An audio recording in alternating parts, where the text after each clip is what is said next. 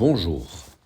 Lors de cette 11e semaine du procès Mediator, j'ai pu approfondir mes connaissances sur l'état de santé des salariés des laboratoires Servier.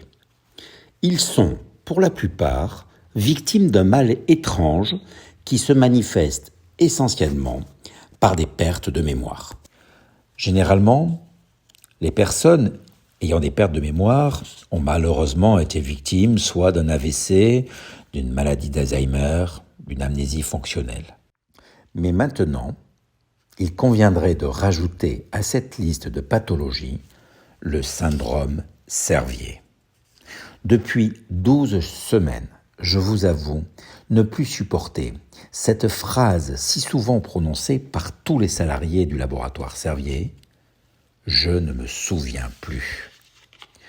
Lundi, en écoutant Madame Lucie Vincent, directrice des relations extérieures des laboratoires Servier, nous avons, il me semble, atteint les sommets de la mauvaise foi.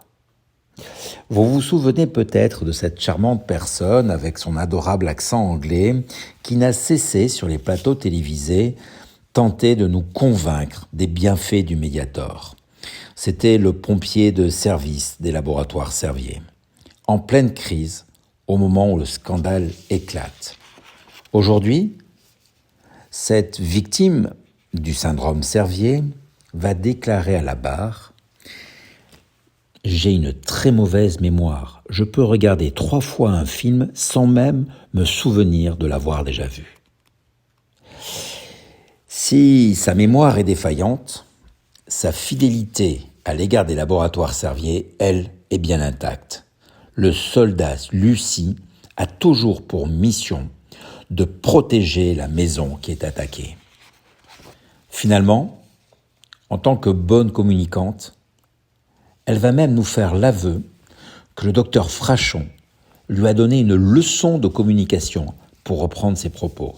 Je cite « Ce n'est pas la science qui passe dans la communication, c'est l'émotion. » Même à la retraite, elle va hésiter à reconnaître la toxicité du Mediator qu'elle considère comme faible. L'accent a beau être adorable, les propos sont odieux. Son comportement détestable a même laissé transparaître un léger agacement de Monsieur le Président, pourtant généralement toujours imperturbable. Après cette bien difficile audition, nous allons poursuivre par la déclaration de 2 médecins ayant prescrit du Mediator comme coupe-faim durant des années. Le docteur Gentil est l'un de ces rares médecins à avoir été poursuivi et condamné devant le Conseil de l'Ordre pour prescription hors AMM, et ce sans le préciser sur les ordonnances. Pourtant, comme des milliers de prescripteurs, peu curieux à cette époque, et j'en suis convaincu, il a agi en toute bonne foi. Alors lui aussi, aujourd'hui rempli de regrets, va s'estimer trompé par Servier. Il est intéressant tout de même de constater que lorsque ce médecin s'est enfin interrogé sur l'éventuelle dangerosité du Mediator et a donc interrogé le laboratoire Servier, en retour, il recevra un courrier des laboratoires extrêmement rassurant, considérant que leur produit est un produit de qualité. Il va nous déclarer que cette mésaventure du Mediator l'a profondément affecté et qu'il a modifié sa façon d'exercer son métier. Nous pouvons espérer qu'il soit le reflet de sa profession et qu'aujourd'hui, le prescripteur sera moins sous l'influence des laboratoires. En tout cas, je l'espère, en restant optimiste, mais vous vous en doutez, avec une certaine prudence également.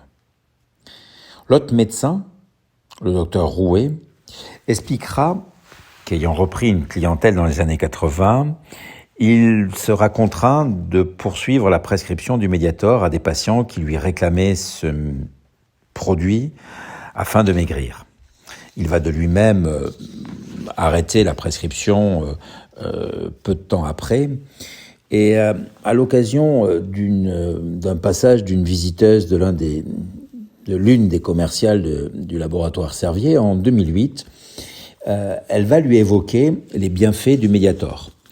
Et il se trouve que peu de temps auparavant, ayant échangé avec l'un de ses amis cardiologues qui l'avait mis en garde, il est un peu interloqué par les propos de cette commerciale et va lui demander si il n'y a pas une certaine dangerosité à prescrire ce produit.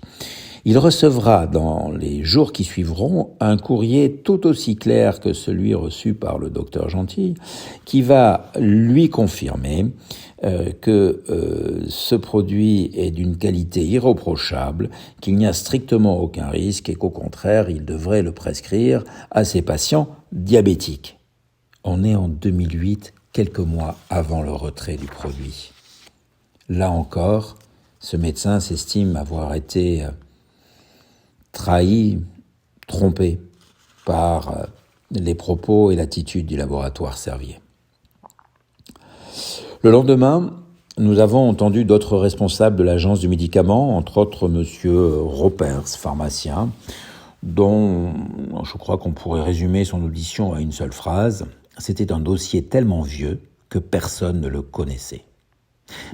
Personne ne se souvient en effet de sa base amphétaminique, et puis surtout, personne ne cherche à savoir. Eh bien, faut-il se rappeler aussi que pour trouver, il faut chercher. L'après-midi fut consacré à l'audition de M. Tabuteau, aujourd'hui vice-président du Conseil d'État. Il a été interrogé en qualité de directeur de l'Agence du médicament de 1993 à 1997.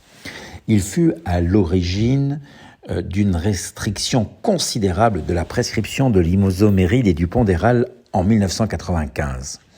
Cette décision, il l'avait prise après des résultats d'une étude IPPHS qui fut en fait une des premières à mettre en évidence les dangers des anorexigènes.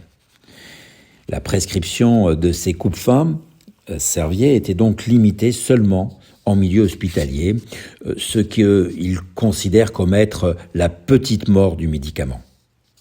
Malheureusement, le Mediator a échappé à cette sanction, du fait de l'attitude des laboratoires qui, depuis des années, avaient tout mis en œuvre pour cacher son caractère anorexigène. Aujourd'hui, M. Tabuteau considère son choix comme regrettable.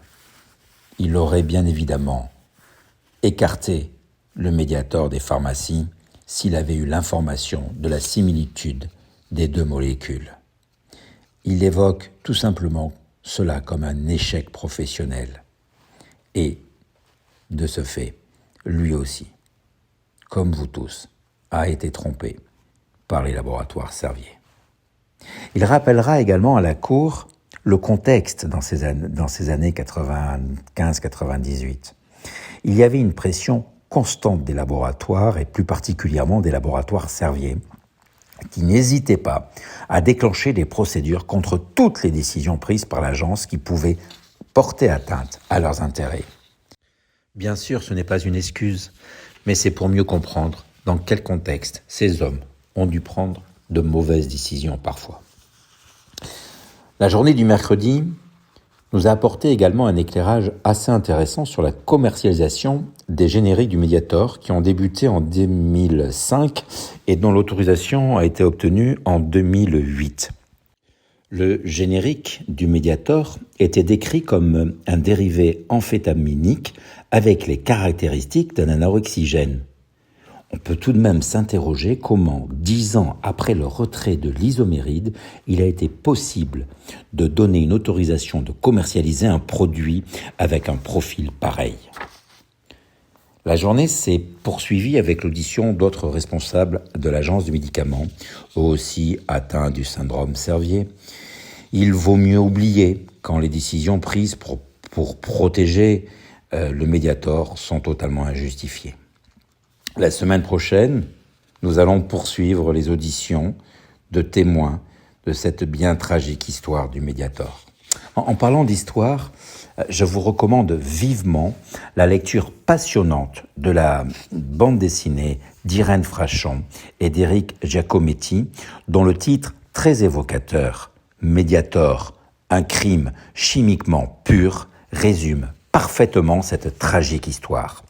Vous pourrez, j'en suis certain, mieux comprendre la machine Servier et surtout apprécier le combat héroïque d'Irène Frachon. À vivement recommander et sans modération, et ce d'autant que tous les bénéfices sont versés à de justes causes. Je vous remercierai jamais assez également pour tous vos messages d'encouragement qui, je peux vous l'affirmer, nous motivent davantage encore à supporter ce marathon judiciaire. À la semaine prochaine.